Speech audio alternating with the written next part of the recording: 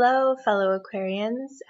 This is Vistalia Tarot and Astrology, direct from my bedroom to yours. And this is your oracle reading for the month of March. I'm going to start with a general overview card from the Thoth Tarot. So, your card for the month of March is the Prince of Swords. This is a card that is probably its realms are quite familiar to you, probably. It has a lot of the kind of Aquarian mental energy behind it.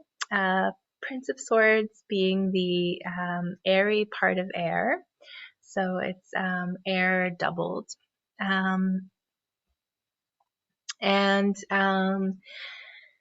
So either, you will be thriving in your element, feeling like you're full of ideas, like your mind is really sharp, you're thinking really clearly, but I think inevitably with such an intense dose of air in what is already a very airy sign, there may be a little bit too much. So this could manifest as some of your typical anxious complaints, just the mind whirling and twirling. There is something very chaotic about the imagery of this card as well, as if you don't know which direction he's pulled in, where he's trying to go. There seems to be a great kind of effort as well that's being made to maintain equilibrium. So you could be under a deal of mental strain this month. On the other hand, none of it is unfamiliar or strange to you. It is just your natural element. But maybe after recently having explored some different realms where you felt quite different than the norm, you're kind of back to this hyper cerebral, a little bit overwhelmed and anxious way of dealing with reality. And so I'm going to pull a message from your higher self from the archetype stack. Perhaps it'll give a little bit of insight into how to carry on this month. So I've got the one.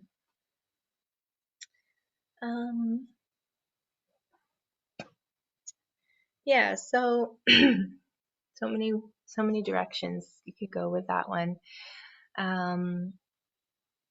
With this kind of what might be a little bit of an inner chaos or mental turmoil, the one is there's a there's a real kind of stillness and centering in that. Maybe it's calling you to a kind of return to source.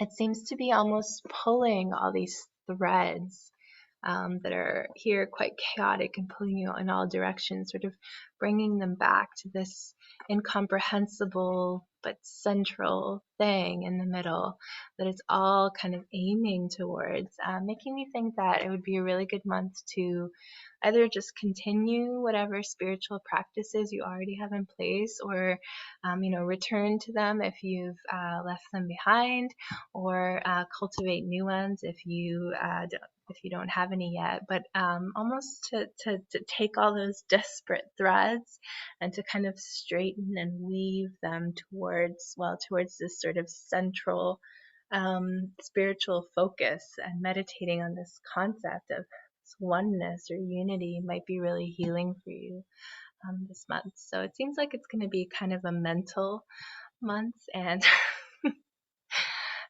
both in the British slang sense of it and in the ordinary meaning of the word. And finally, I'm going to pull an advice card from the Amenti Oracle, and this will perhaps help us a little bit more with what's happening with you this month. So I've got I remain in balance with my emotions. So maybe not just a well, not only a mental month, but an emotionally bit of a whirlwindy month as well, because this is reminding you to remain in balance. So yeah, just trying to not get uh, pushed around or pulled around too much by all the forces that are swirling around you, trying to really kind of find that centering, or sort of riding that wave. Whatever practices that help you get there would be, really useful. And I'm gonna read a random passage for you. A little bit of bibliomancy. To wrap the world around our fingers, like a thread or ribbon which a woman twiddles while daydreaming at the window. Everything comes down to our trying to feel tedium in such a way that it doesn't hurt. It would be interesting to be two kings at the same time, not the one soul of them both, but two distinct kingly souls. Have a good month, Aquarians. Take care.